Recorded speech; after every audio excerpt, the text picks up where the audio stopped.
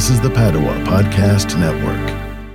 You can do everything possible to stay healthy, which as a listener to this show, I hope you're doing. Some unknown environmental or genetic issue could harm you anyway. Sometimes we don't understand how powerless we are in life. But there are things we can control and some surprises that we can avoid.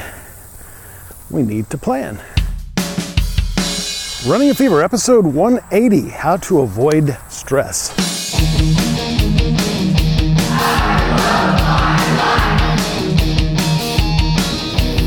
Well, it got kind of windy here. Not in the open, not away from the trees, and it's usually when I get the most wind. Kind of breezy and not terribly warm. I think the official Running a Fever transportation device said that it was 81 degrees, and it's been overcast most of the day, but the sun's out. Speaking of which, not wearing any sunscreen today against my own advice, but I have misplaced my sunscreen. I'm not sure where it is. Well, it's around here somewhere though, so I used it, I think, less than a week ago. So we'll see what happens. But it is later in the day and has been overcast, like I said. The sun's going behind a cloud as I speak.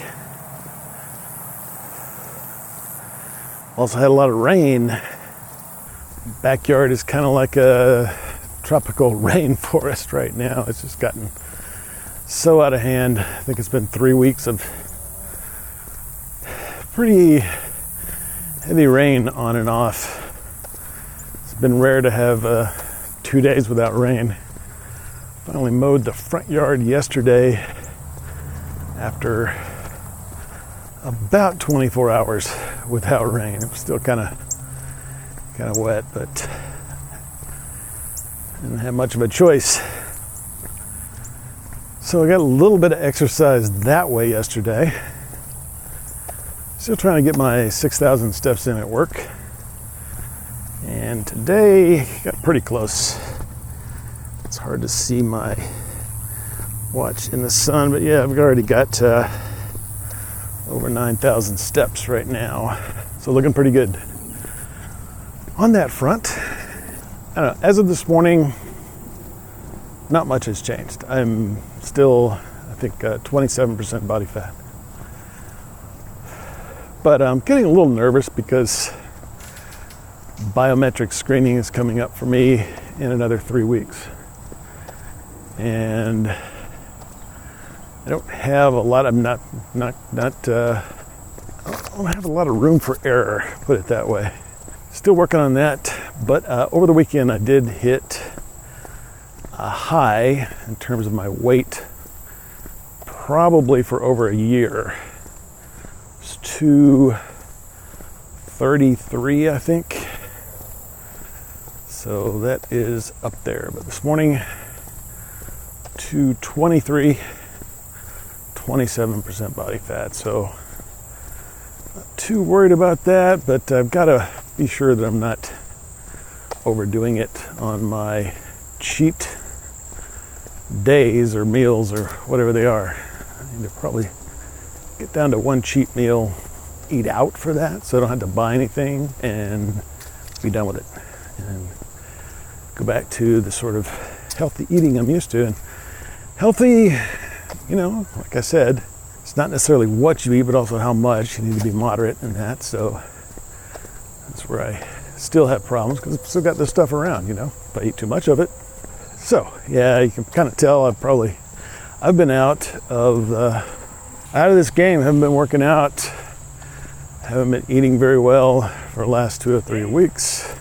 Just stuff happens. I don't want to go into it in too much detail, but you know, stress, which brings me to my point today. Stress really is what's been giving me trouble lately.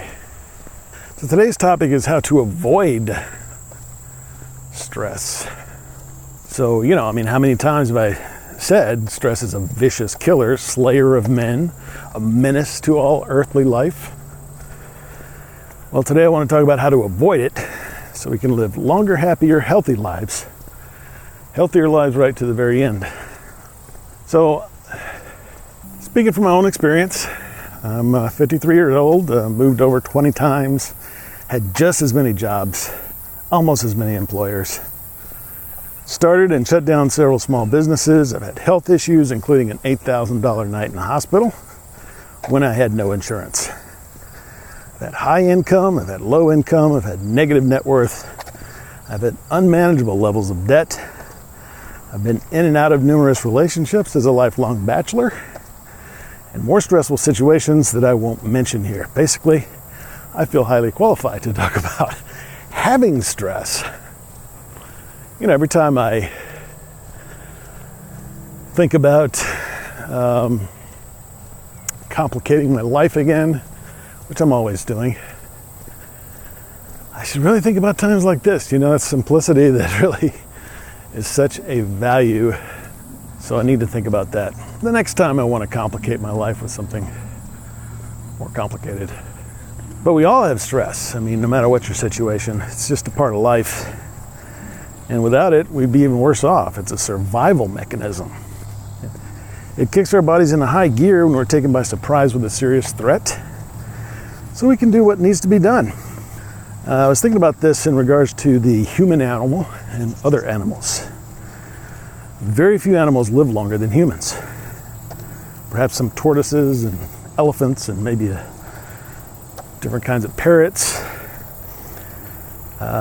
They seem to face a lot more stress.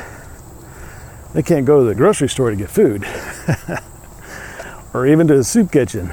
I think of lions and tigers have to kill some hard to kill animal for food and then fight off other lions and tigers and other animals who might want the same food. But when you put them in captivity, a situation in which their survival has no external threat, food is provided, they face the stress of captivity because it's so against their nature. So they need balance, and so do we. So avoiding stress means avoiding surprise. Now, as I said before, stress is ultimately unavoidable. You can drive obeying all safety precautions, and somebody else could still run a red light and slam into your vehicle, causing a very stressful situation. You do everything possible to stay healthy, which as a listener to this show, I hope you're doing.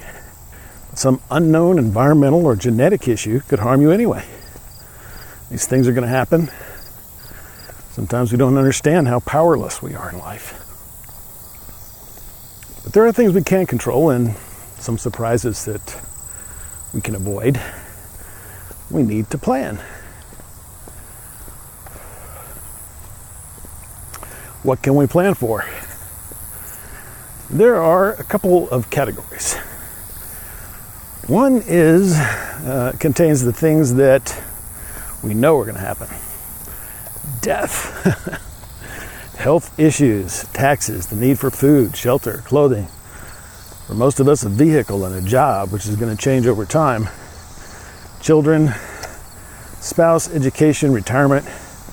For most listening to this podcast, these are all things that we'll have to deal with. Different cultures will have different certainties. Second category is things that are unknown until they happen.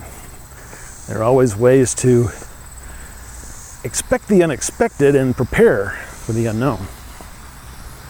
So my good friend Patty Bruner said in her Truth of the Spirit podcast that humans have a 100% mortality rate. So we all should be prepared for death. Everybody dies. And though you might think it really doesn't matter, I'll be gone. We're talking about stress you may feel before your death, about your legacy, the impact of your death on those you leave behind. Things like a will, a burial policy, life insurance, or ways to plan financially. And we know finance is a big stress category. But there are other things you may need to plan for, including who will take care of the people that you take care of, or care for. or take over other important things that you do, whether it's raising children or running a charity or something else, like running a podcast network. The world is constantly changing, and we need to be prepared for changes in the employment world, whether it's public taste or technology. When the automobile came along, the days of the farrier, the buggy whip fashioner, and the horse stable worker became numbered. Manufacturing robots are replacing the assembly line workers that made some of those automobiles.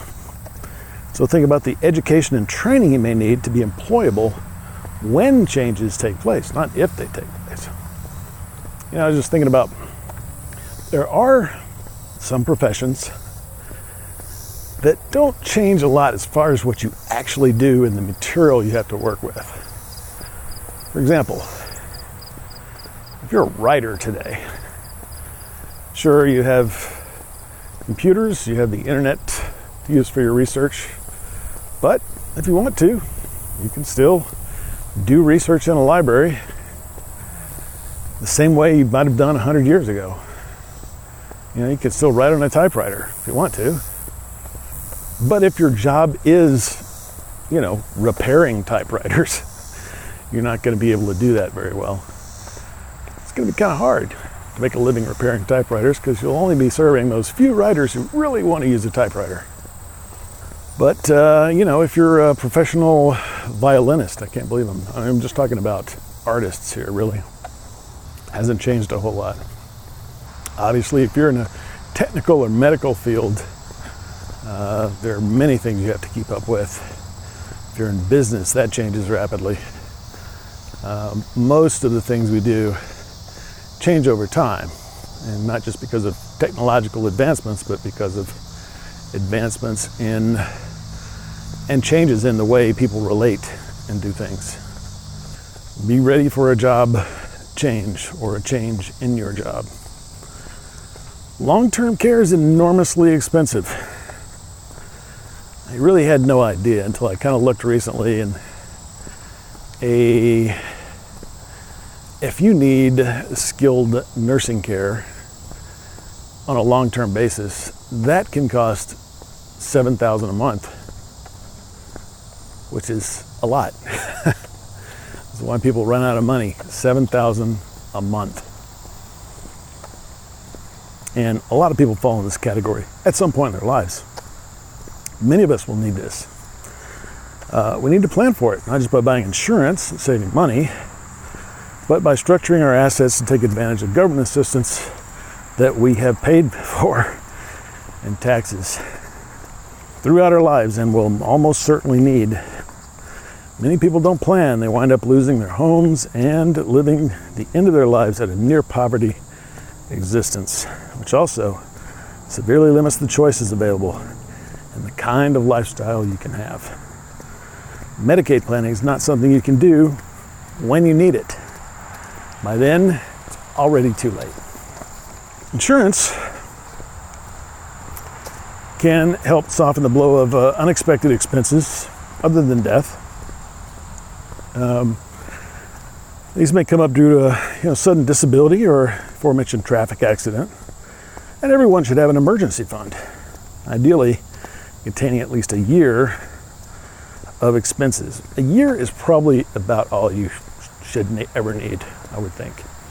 But that emergency fund should be liquid. It's not something that you should have invested in the stock market or in anything other than basically a high interest savings account, like a money market savings account is where you need it. So you can have access to it almost immediately. So, that's designed for unexpected expenses like the loss of a job or medical expenses, home or vehicle damage, anything that's not covered by insurance. And it's really for the things you can't think of. If you knew something was going to happen, then you could save up for that thing. But this is money that you have to have saved up because the unexpected is going to happen. Howdy. So even for the unknown, there's ways to plan for that. So don't overextend yourself by getting into debt or living above or outside your means. I think of overtime here. Many people have the option of working overtime to make more money. In my profession, there are a lot of contractors and consultants like this. But this extra money can be like a drug. You can get addicted in a way. Before you know it, you're living a lifestyle that can only be supported by constantly working a lot of hours. You can do it for a long time, but it does take its toll. And you can wind up missing the most valuable things in life, like time with friends and family, or contributing to something you're passionate about that doesn't pay or doesn't pay enough. Live within your means, and instead of working more hours, improve your employment value in the long term through education, training, or getting the right kind of experience to move up. Because we're talking about avoiding stress here. If you're working 60 or more hours a week, that's probably pretty stressful, no matter what you do. So, as far as debt goes, my experience tells me that debt is acceptable for things like a house and a car. It's just kind of our culture. These things you kind of need a place to live, and paying that debt, it's not much different than paying to rent it. So it often, not always, depends on what kind of debt it is. It used to be like about 10 or 15 years ago. We had a famous real estate bubble, and people were borrowing money, and they were making payments such that they could never get out of debt. Never possible to pay off what they owed. So you definitely don't want to get into that kind of deal. But in general, a house and a car are good things to borrow money for, as long as you're smart about it. And hopefully you put down enough money on it so that if you ever do have a problem, you can sell whatever it is you borrowed money on, pay off all the debt. So keeping track of the interest you pay is a good motivator. Look at that number as potential income that you could make every month when that debt is paid off. Something you get no value for. So we know some great ways to alleviate stress after the fact, and now we know some good ways to prevent it from happening in the first place, which is even better in my opinion. Ounce of prevention, it's worth a pound of cure. There's always going to be things we can't plan for, but we should take care of the things we can.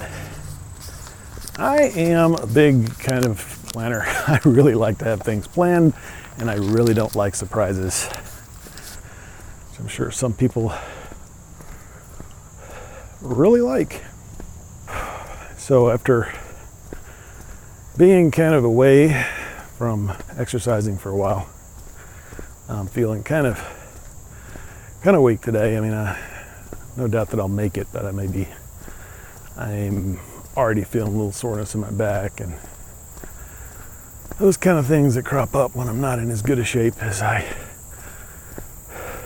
am when I'm being regular about my exercise.